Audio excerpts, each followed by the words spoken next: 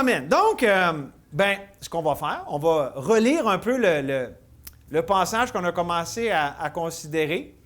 À partir du verset 12, là, il y a on prend un petit recul pour aller mieux de l'avant. On va lire le passage au complet, ça nous aide à nous remettre dedans. Donc, au verset 12, on peut lire Romains 6, 12. « Que le péché ne règne donc point dans votre corps mortel, et n'obéissez pas à ses convoitises. Ne livrez pas vos membres au péché comme des instruments d'iniquité, mais donnez-vous vous-même à Dieu comme étant vivants de mort que vous étiez. Et offrez à Dieu vos membres comme des instruments de justice. Car le péché n'aura point de pouvoir sur vous, puisque vous êtes non sous la loi, mais sous la grâce. Quoi donc? Pécherions-nous parce que nous sommes non sous la loi, mais sous la grâce? Loin de là. Ne savez-vous pas qu'en vous livrant à quelqu'un comme esclave de celui à qui vous obéissez, soit du péché qui conduit à la mort, soit de l'obéissance qui conduit à la justice, mais grâce soit rendue à Dieu de ce qu'après avoir été esclave du péché, vous avez obéi de cœur à la règle de doctrine dans laquelle vous avez été instruits. Ayant été affranchis du péché, vous êtes devenus esclaves de la justice. Je parle à la manière des hommes à cause de la faiblesse de votre chair. De même donc que vous avez livré vos membres comme esclaves à l'impureté et à l'iniquité pour arriver à l'iniquité. Ainsi maintenant livrez vos membres comme esclaves à la justice pour arriver à la sainteté. Car lorsque vous étiez esclaves du péché, vous étiez libres à l'égard de la justice. Quels fruits portiez-vous alors? Des fruits dont vous rougissez aujourd'hui. Car la fin de ces choses, c'est la mort. Mais maintenant, étant affranchis, vous avez pour fruit la sainteté et pour fin la vie éternelle. Car le salaire du péché, c'est la mort. Mais le don gratuit de Dieu, c'est la vie éternelle en Jésus-Christ, notre Seigneur.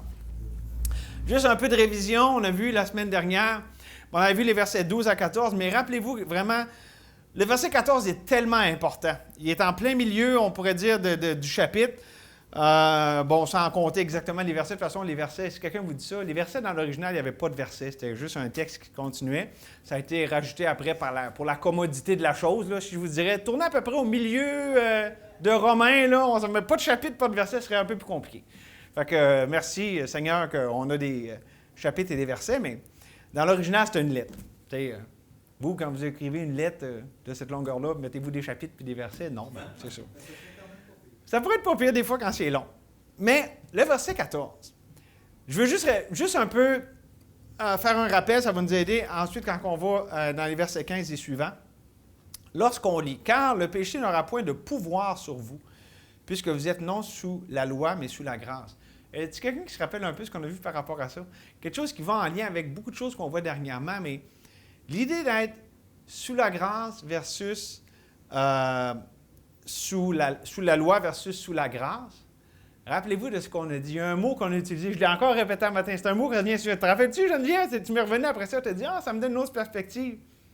Le mot contrôle. Parce que quand on est sous la loi, on est au contrôle. Je fais ci, je fais ça, parce que c'est écrit dans la parole. Là. Puis quelqu'un qui, au nom de la grâce, fait n'importe quoi, il est aussi au contrôle. C'est juste que c'est lui qui décide ce qu'il veut faire, puis que Dieu n'a pas à y dire. Être sous la grâce, c'est sous le contrôle du Dieu de toute grâce. Amen. C'est une question de contrôle. Puis donc, pourquoi lorsque je suis la grâce, que le péché n'a plus de pouvoir sur moi lorsque je suis sous la grâce? Parce que Dieu me contrôle. Puis Dieu est la vie, Dieu est la victoire. Et donc, en me laissant diriger par lui, en me plaçant sous son contrôle, il me donne la victoire sur le péché. Christ en moi est vainqueur. Donc, toute l'expression d'être sous la loi versus sous la grâce, des fois, c'est mal compris comme étant, eux autres, c'est une gang de légalistes, sont tous obligés de quoi faire. D'autres, on décide de faire ce qu'on veut. Les deux, c'est deux formes différentes de « je décide de ma vie, je contrôle ». La bonne compréhension biblique, c'est « oui, c'est vrai, sous la loi, comme on va le voir dans Romains 7, « OK, je ne veux pas faire ça, je veux pas... » Puis on peut le faire avec des bonnes intentions, mais c'est quand même nous qui contrôlons. On prend la bonne parole de Dieu, puis... Mais la bonne compréhension d'être sous la grâce, c'est d'être sous le contrôle de Dieu, se laisser diriger par lui. Et je reviens avec la force motivatrice qui est derrière ça. Je l'avais aussi souligné. Pourquoi je voudrais contrôler autant au nom de la loi ou au nom de la grâce? Quand j'ai peur. J'ai peur de perdre le contrôle. Puis, vous savez quoi l'ironie? Plus on a peur de perdre quelque chose, plus on a peur de quelque chose, plus ça nous contrôle, puis plus ça s'éloigne de nous. Ah, j'ai peur que mes enfants soient comme ça. J'ai peur que ma femme, que mon mari, puis tout ça. Plus vous en avez peur, plus vos peurs vont se réaliser. Parce que c'est vous qui essayez de contrôler. On n'est pas fait. Dieu n'a pas conçu nos vies pour qu'on soit au contrôle. Quand on essaie, ça fait pire. Ça veut dire qu'on ne fait rien? Non. On se met sous le contrôle de celui qui peut faire de quoi. C'est là le bout que c'est la confiance, là. Dieu, avec mon enfant, tu veux que je te fasse confiance? Avec ma femme, avec mon mari, avec cette situation-là au travail, avec cette situation-là dans l'Église? Oui. Ça, c'est vivre sous la grâce. C'est ça le sens, c'est la foi. La grâce, ça se vit au moyen de la foi. N'est-ce pas qu'on a été sauvé par la grâce, au moyen de la foi? Bien, on vit par la grâce, mais c'est au moyen il faut qu'on se confie en Dieu. Puis ça, c'est pas automatique. On a tout le temps une réponse automatique qui est de la chair. La chair, c'est moi qui contrôle. OK? La loi, ici, je peux le faire par la chair. Puis aussi, quand je laisse tout au laisser-aller, c'est la chair encore. Mais par la foi, je me place sous le contrôle de Dieu. OK? J'ai pas mal couvert ça la semaine dernière avec ce qui venait avant, mais là, on s'en va au verset 15. Parce que là, c'est bien important, vous allez voir, on a une espèce de transition où, évidemment, il y a un élément qui nous rattache à ce qui avait été dit avant. Ça dit quoi donc? Pécherions-nous parce que nous sommes non sous la loi, mais sous la grâce? Loin de là.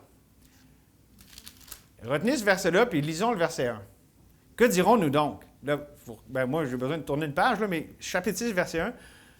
Que dirions-nous donc? Demeurions-nous dans le péché afin que la grâce abonde? Même expression, loin de là. Puis là, il explique toute l'idée de notre union avec Christ, là, mais peut-être que là, justement, le verset est mal divisé. Peut-être que le 2 aurait dû être à... Mais bon, on ne va pas se citer là-dessus, mais comprenez-vous? Il amène une idée, puis il dit non, loin de là. Autrement dit, il amène une prémisse, puis il la réfute. Il dit, hey, si ça marche de même, autrement dit, si il y a tellement de grâce, je vais demeurer dans le péché, ça veut dire que Dieu est tellement gracieux, puis ça va montrer comment Dieu est plein de grâce. Loin de là. Puis là, il explique toute l'union avec Christ. Mais ici, au verset 15, ça dit quoi donc? Pécherions-nous? Okay, c'est pas demeurer dans le péché, c'est pécherions-nous. Fait qu'en français, déjà, on a une idée de ce que ça parle. Parce que nous sommes non sous la loi, mais sous la grâce. Puis là, il dit loin de là. Ici, l'idée, c'est que même un acte individuel de péché, étant sous la grâce, ce n'est pas excusable. Ça ne rentre pas dans la logique de dire, bon, tu sais, OK, verset 1, vivre complètement dans le péché. On s'entend tous que ce n'est pas en lien avec justement le fait d'être uni à Christ dans sa mort, sa résurrection, parce que le péché, c'est plus notre maître. Fait qu'on ne vit plus dans le péché. Tout le monde est d'accord là-dessus. On a fini les 14 premiers versets. Mais là, il dit, ouais, mais OK, un acte de péché. Est-ce que, tu sais, pécherions-nous, là, l'idée, c'est l'acte de péché. C'est pas tout le temps être dans le péché, c'est, tu sais, des fois, on fait des péchés. Ça veut dire, vu que, tu sais, je suis plus sous la loi, je suis sous la grâce, bien, tu sais, un petit péché par-ci, un petit péché par-là, c'est pas grave. Autrement dit, l'argument logique suivant. On s'entend, OK, on ne va pas laisser le péché régner dans nos vies. On ne va pas demeurer dans le péché. Mais tu sais, un petit péché par-ci, par-là, on peut bien l'excuser. Puis c'est là qu'il dit, non, loin de là, parce que c'est inconsistant avec ce que Christ a fait de nous. Puis là, on va voir après ça l'image qu'il utilise. Mais je prends le temps ici de m'arrêter parce que, dans le fond, ça répond à souvent un argument qui peut venir avec le concept de la loi versus la grâce. Quand on comprend c'est quoi être sous la grâce, c'est être sous le règne de Christ. Et c'est le règne de la justice, de la vérité. Et le péché, c'est l'indépendance. Rappelez-vous, on a vu ça. Fait que même un acte, c'est de l'indépendance. C'est dire ça, comme tu l'as dit avec humour, mais là, je pense que je vais être capable par moi-même. Bien, c'est pas... Tu sais, loin de là, on ne devrait même pas penser de même. Là, on en fait une farce parce qu'on sait justement que c'est inconsistant avec la vie qu'on vit. Donc, non seulement complètement le péché, mais même un acte de péché. Là, ça veut dire, là, on va être après chaque acte de péché, puis on va capoter bien raide, puis on va être sur notre dos, on va être sur le dos des autres, puis là, on va partir une église de parano, là, où est-ce que... Non. C'est plus l'idée qu'on ne devrait jamais excuser le péché. On ne devrait jamais regarder le péché à la légère en disant « c'est pas grave ». Pourquoi? Parce qu'on comprend qu'on est sous Christ. On est... Tu sais, c'est comme si je dis, je vais prendre deux images. J'ai parlé de Christ, de bon berger. Ah, je vais juste aller un peu dans d'autres pâturages. Non, lui, il m'amène dans les verts pâturages ou dans un mariage. Ah, je vais juste un peu être infidèle. Ah, juste une fois. Il y en a ici qui sont mariés, pensez-vous que juste une fois, c'est pas grave? Puis non, tu sais, je veux dire... comprenez-vous? Parce qu'on est sous ce nouveau régime de l'esprit. On est maintenant unis à Christ. Donc, non seulement une vie de péché, mais les actes de péché sont inconsistants avec ce que nous sommes en Jésus-Christ. OK? Maintenant, j'aime tellement... Le Saint-Esprit dirige toutes choses. Puis, tu sais, la Bible s'explique par la Bible. Parce que là, il vient de donner sa phrase.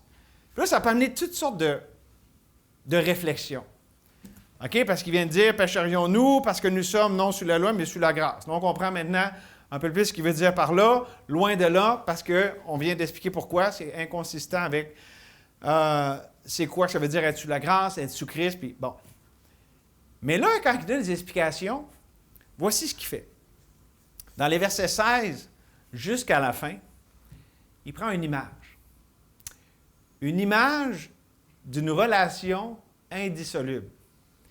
C'est drôle parce que dans le chapitre 6, il prend une de ces images. Dans le chapitre 7, il en prend un autre. Dans le chapitre 6, à la fin du chapitre 6, il prend celle de l'esclavage.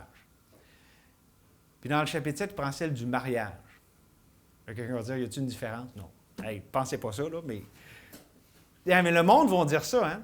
Mais écoutez, l'esclavage, c'est une relation d'autorité indissoluble. Le mariage, c'est une relation d'amour indissoluble. Mais il commence avec l'esclavage, parce que quelqu'un qui ne comprend pas bien le péché puis être sous la grâce, il va voir ça. Ah, mais là, je suis sous Christ, je suis son esclave. Il reprend ces images-là, puis ensuite, il va prendre celle du mariage pour justement nous dire qu'on était marié à un mauvais mari avec la loi. Maintenant, la relation a été brisée par Christ, puis maintenant, on est marié à celui qui est grâce. OK? Fait que ça, c'est plus loin, mais là, il prend l'image de l'esclavage. Une relation indissoluble. Parce qu'il n'y a pas un esclave qui lève un matin et dit « Ah, ben moi, je change de job. » Tu ne peux pas changer de job quand tu es un esclave. Ça, là-dessus, vous pourrez faire votre étude, mais un qui l'explique bien, MacArthur, sur le mot serviteur dans la Bible. Savez-vous que quand on a serviteur dans la Bible, là, je ne sais pas les proportions, mais 95 %, c'est supposé d'être esclave. Doulos. Puis là, ben, c'est pas très politiquement correct, mais c'est le mot que le Saint-Esprit utilise. On a mis serviteur, bon, ben, mais un serviteur, justement, ça décide. Alors, moi, je suis tanné de servir ce maître-là, je change de maître. Un esclave, ça ne décide pas. Bien, nous, on est esclaves de Christ. Mais là, ce qu'il va faire, c'est qu'il va contraster, parce qu'il vient de parler de justice, puis de grâce, puis tout ça, puis vous allez voir un peu plus en détail avec ce qu'on voit. Mais, dans le fond, si on prend le péché à la légère, c'est quoi le problème? C'est qu'on va devenir esclave de ce péché-là. Tandis que pour prendre l'autre image de l'autre bord, avec Christ, on est son esclave. Mais être esclave de Christ, c'est être réellement libre. Donc là, il va développer cette idée-là. Et donc, et tout ça découle de ce qui a été dit dans le verset 14 et après dans le verset 15 avec sa fameuse question là, qui se termine avec un « loin de là ». Et donc, c'est à comprendre du fait qu'étant sous la grâce, on est sous un nouveau maître. On ne devrait jamais excuser même un seul acte de péché. Et voici pourquoi, verset 16. Regardez bien. Là, il s'adresse à eux, quand il dit « ne savez-vous pas », il s'adresse à ce qu'ils seraient déjà supposés de connaître, comme il avait dit avant. « Savez-vous pas que nous sommes morts avec Christ? » OK? Fait qu'il il leur dit des choses qui présument qu'ils connaissent. « Ne savez-vous pas qu'en vous livrant à quelqu'un comme esclave pour lui obéir, vous êtes esclave de celui à qui vous obéissez, soit du péché qui conduit à la mort, soit de l'obéissance qui conduit à la mort. » Autrement dit, ici, il donne un principe spirituel. Celui à qui je me donne pour lui obéir, je deviens son esclave. C'est pour ça que le péché, ce n'est pas à prendre à les gens, parce qu'un acte de péché en tant que tel, peut-être que ça ne va pas me rendre esclave, mais je peux y prendre goût, puis je me mets sous la puissance de ce péché, puis je finis par en être esclave. Hein, les petits compromis mènent à des grands désastres. Et donc, ici, il donne le principe, puis il dit, avec le péché, bien, ça l'amène à la mort. Puis, avec Christ, ça amène à la justice, à la vie. OK? Donc, pourquoi un péché, c'est pas à excuser parce que c'est me remettre sous le joug, sous l'esclavage de mon ancien maître, et qui plus est, déshonorer ou m'enlever de sous la bonne main de mon nouveau maître. Donc, autrement dit, comme on dit en bon québécois, ça n'a pas rapport. Tu sais, pour un chrétien, qu'est-ce que je fais avec aller sous mon ancien maître quand mon nouveau maître, qui est bon, il m'a libéré? Et donc, c'est ça. Puis Jésus, qui est le prince de la vie, qui lui-même est la vie, ben, il nous dirige dans toute cette vie pour qu'on en jouisse, qu'on se réjouisse dans cette vie. Et donc, c'est l'œuvre de Dieu dans la vie de ses enfants. Donc, le principe est donné au verset 16, pardon. Puis là, regardez ce que ça dit au verset 17. « Mais grâce soit rendue à Dieu de ce qu'après avoir été esclave du péché, vous avez obéi de cœur à la règle de doctrine dans laquelle vous avez été instruits. » Ici, il parle à des croyants, c'est évident. Là, il parle aux chrétiens qui sont à Rome.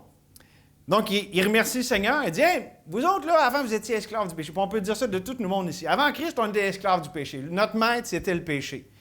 Mais là, il dit, « Hey, je rends gloire à Dieu parce que vous avez obéi de cœur. » C'était pas juste pour les apparences, c'était pas juste superficiel. C'est une obéissance de cœur à la règle de doctrine dans laquelle vous avez été instruits. Autrement dit, ils ont été affranchis par la vérité, par Christ la vérité. Et donc, les enfants de Dieu sont des gens affranchis, sont des gens qui ne sont plus esclaves. Ils ont obtenu la grâce d'être libérés de ce tyran qu'est le péché dans leur vie. Et là, maintenant, dans le fond, les versets suivants, c'est une unité qui suit. Il y a des principes qui sont donnés au début. On a vu 14, on a vu 15 qui en déduit. Après ça, une explication, verset 16. Il rend gloire à Dieu au verset 17. Puis à partir du verset 18, il va parler, il prend les deux images de l'esclave du péché et l'esclave de Christ, puis il en donne les fruits. Donc, il donne deux chemins différents, deux côtés différents, puis il va donner les fruits de ce que ça donne. OK? Pourquoi il fait ça? Parce qu'il vient de parler d'être sous le contrôle de Dieu, sous son contrôle, d'être sous la grâce versus être sous la loi. Mais ça va m'amener à une place ou à l'autre.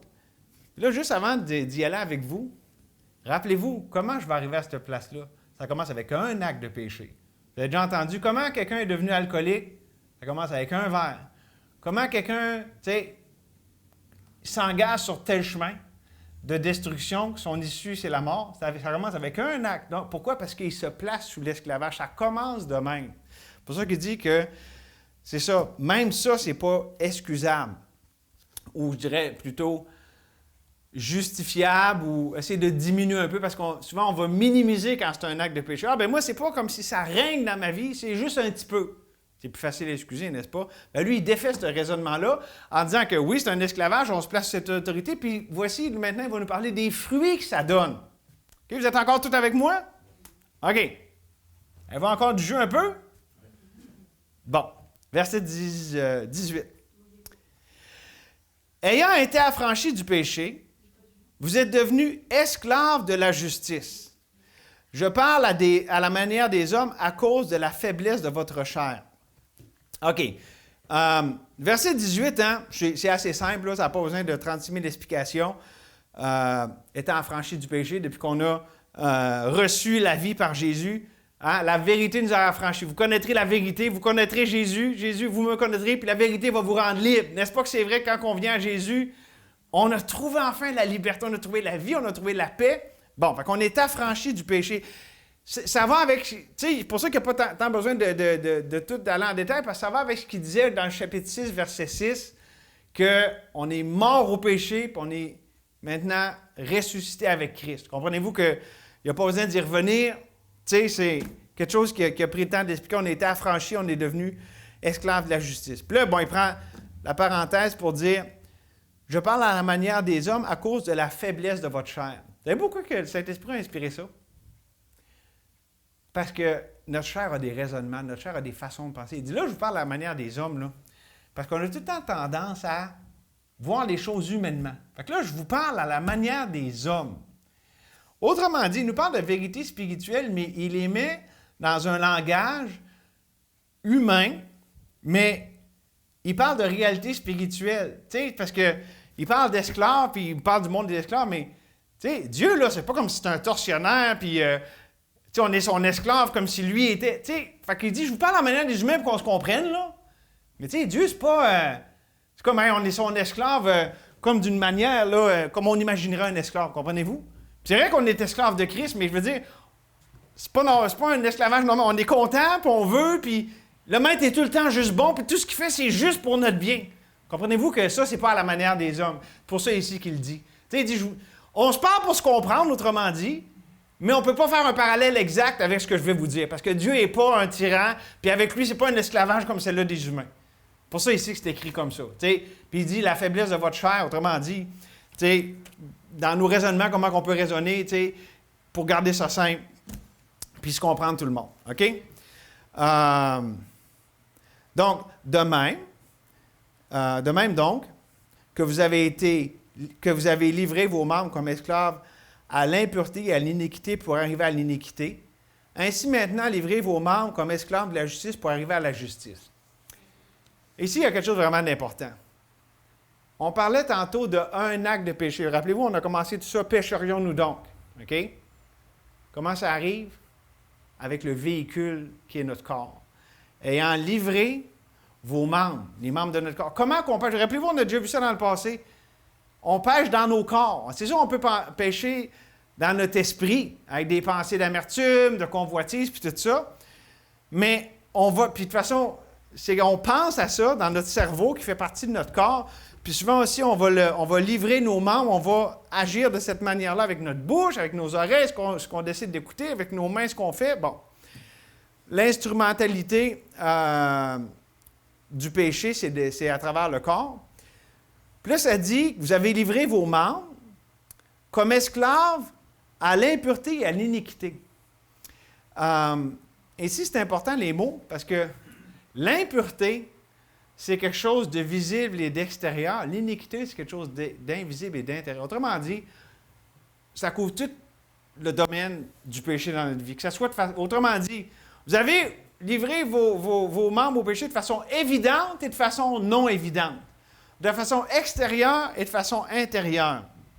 OK? Puis ça dit, pour arriver à l'iniquité, autrement dit, ça a bâti en dedans de nous des forteresses, des choses à l'intérieur. Rappelez-vous, l'iniquité, c'est le mot pour le péché qu'on ne voit pas. Le péché sous-jacent. OK?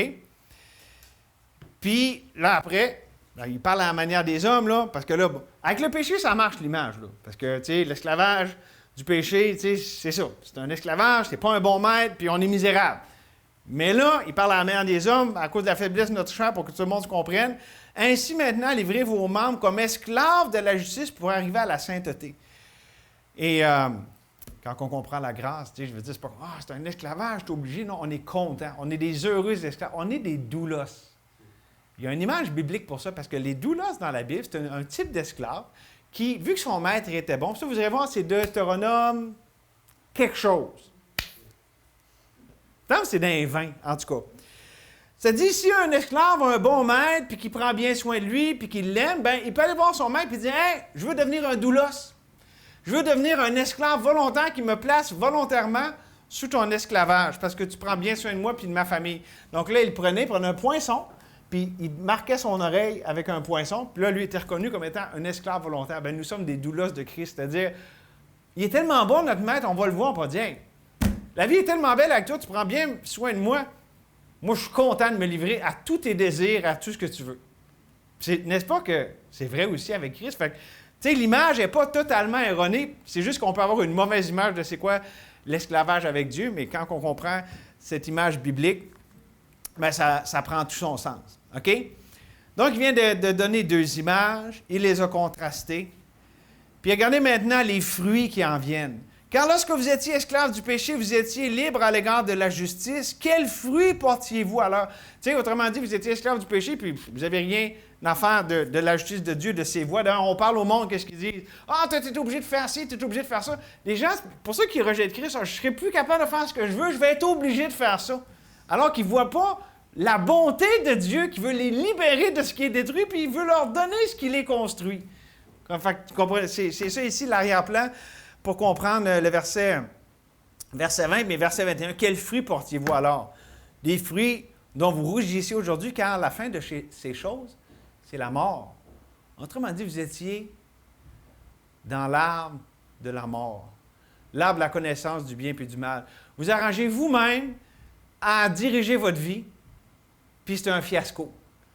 Vous aviez le péché pour maître parce que vous vouliez être votre propre maître, puis ça donne quoi? La mort. C'est plutôt triste, hein, comme fruit. Bon, on peut voir toutes les choses qui seraient impliquées dans les choses dont on rougit, là. Tu sais, destruction des relations, destruction des familles, la maladie. Tu sais, des fois, on se rend malade avec des abus de différentes sortes ou des stress. Comprenez-vous? Des fruits dont on rougit. Mais la fin, c'est la mort. La mort, c'est la séparation des uns avec les autres, la séparation d'avec Dieu, la séparation d'avec le but pour lequel Dieu nous a créés. On a un sens. Voyons, il me semble, ma vie, je passe à côté du but de ma vie. Tu sais. C'est ça la mort. Tu sais, c'est la séparation de ce pourquoi Dieu nous a créés. Donc, le fruit de l'esclavage de la justice, en un mot, c'est mort. OK? Mais maintenant, ceux qui prennent des notes, mais maintenant. Les mais Dieu puis les mais maintenant dans la Bible, là, ça, c'est une bonne nouvelle. Mais maintenant, étant affranchis, pas essayant tant bien que mal d'être affranchis, non, nous sommes affranchis. Étant affranchis, vous avez pour fruit, donc ça c'est quoi le fruit d'être un esclave de Dieu? La sainteté et pour fin la vie éternelle. La sainteté, c'est quoi? La sainteté, c'est tout ce qui est de Dieu. Des fois, on dit, tu sais, des fois, on peut avoir une vue non régénérée de la sainteté, genre sainte ni touche, puis moi je suis mieux que toi, puis non, la sainteté, c'est tout ce qui est du domaine de Dieu, c'est tout ce qui est dans la sphère là, de ce que Dieu est, puis ce qu'il fait, puis le reste, c'est le monde. Fait qu'on a pour fruit des choses de Dieu, la vie de Dieu. Le fait d'être un esclave de Dieu, ça donne du Dieu dans notre vie. C'est le fruit. Tu sais, non, mais c'est vrai, la sainteté, c'est le fait que Dieu, là, il est incomparable, il n'est pas de ce monde, puis quand on est dans sa vie, bien, on produit le fruit, c'est quelque chose qui n'est pas de ce monde, qui est incomparable. C'est Dieu. OK? Christ et sa vie. Puis ensuite, ça dit, et pour fin, la vie éternelle. C'est comme, ça commence ici, là, on porte du fruit pour Dieu, quelque chose de saint, des choses qui ont de lui. Puis ça culmine dans le fait qu'on va être dans cette vie éternelle, dans cette félicité, dans la présence de Dieu. Donc, c'est un point de départ, ça culmine jusqu'à la perfection. OK? Donc, parler de fruits, on peut le mettre en un mot, la vie. La vie. Ça vous fait penser à un arbre dont on a parlé une couple de fois dernièrement à l'Église, l'arbre de vie, hein? Puis que la vie, c'est une question... Ben oui, la vie, la vraie vie, provient de la question qu'on se pose. Vie ou mort? Non pas bien et mal, mais vie ou mort. Puis c'est ça ici. Pourquoi je me mettrais sous l'esclavage de Dieu? Parce que c'est la vie. Puis pourquoi même qu'un acte de péché, ça n'a pas rapport, puis que, évidemment, le règne du péché dans ma vie, c'est pas bon, puis, mais même pourquoi parce que c'est la mort. C'est à l'antithèse de ce que je suis, de ce que Dieu est dans ma vie, c'est choisir la mort. Donc, ça m'amène à ceci, avant de lire le dernier verset, là. Mais tu sais, la fameuse question, là, de vivre sous la grâce versus sous la loi, là. Puis on a parti avec ça, puis on a vu toutes les déductions. C'est vraiment vivre sous la vie ou sous la mort. Parce que quelqu'un qui le dise d'une façon ou de l'autre, là, on l'a vu, moi, ça m'a en fait comprendre des affaires de le témoignage de Jérémie, parce que lui était dans un milieu, justement, où est-ce que, la grâce, mais voyez-vous, il n'était pas plus libre, il était dans la mort. Fait que peu importe comment qu'on appelle ce règne de la mort dans notre vie, c'est la mort pareil. Pourquoi? Parce que c'est nous qui contrôlons, c'est nous qui veut, alors que le règne de la vie, c'est par Jésus. Et ça me ramène, avant d'aller au verset 26, ça me ramène au verset qu'on a vu ce matin, tellement puissant verset des Écritures. Moi, j'ai juste à tourner une page dans Romains 5, 17. Si par l'offense d'un seul, la mort a régné par lui seul. Tu sais, Adam, le fruit, tout ça. À plus forte raison, ceux qui reçoivent l'abondance de la grâce et du don de la justice régneront-ils dans la vie par Jésus-Christ, lui seul. C'est ça, vivre sous la grâce, c'est ça, les fruits qui en sont, c'est le règne de la vie. C'est choisir la vie avec toutes ses répercussions, toute sa beauté, toute cette libération. Puis ça nous donne une nouvelle impression. C'est quoi la sainteté? La sainteté, là, c'est se mettre les deux pieds, là, dans le domaine de ce que Dieu a pour nous autres. La sainteté, c'est pas une espèce d'orgueil de regarder les autres de haut et dire que moi, je fais mieux que toi. Non, c'est se réjouir dans le fait d'être là où Dieu veut qu'on soit. Dans sa grâce, avec le fruit qui vient avec. C'est beau, la sainteté, c'est bon. Puis, au lieu que les gens pensent, parce que souvent, si on a essayé la sainteté par la chair, c'est repoussant. Mais la sainteté, selon Dieu, c'est attirant. Là, attendez-vous pas que tout le monde va, si vous vivez dans cette sainteté, que tout le monde va jeter à vos pieds, parce que Jésus était parfaitement saint, puis il a été rejeté, pareil. Mais je vais vous dire qu'il y a beaucoup de gens qui étaient attirés par lui, par exemple. Parce qu'il était beau à voir. Puis là, je ne dis pas ça, évidemment, juste physiquement. Les gens voyaient Jésus, puis, wow! Il y a une paix, il y a une joie. Il n'est pas comme les autres. Jésus avait cette parfaite sainteté, puis les gens disaient, ça, c'est pas de ce monde. C'est attirant. Ou sinon, bien, les gens les rejetaient parce que là, par religiosité et tout ça, bon, le cœur humain étant ce qui est, là. Mais on se comprend. Cette sainteté ne laissait personne indifférent. Ça m'amène au fameux verset. Tu sais, des fois, on lit un verset, puis on le connaît, puis on ne le connaît pas tant que ça, là.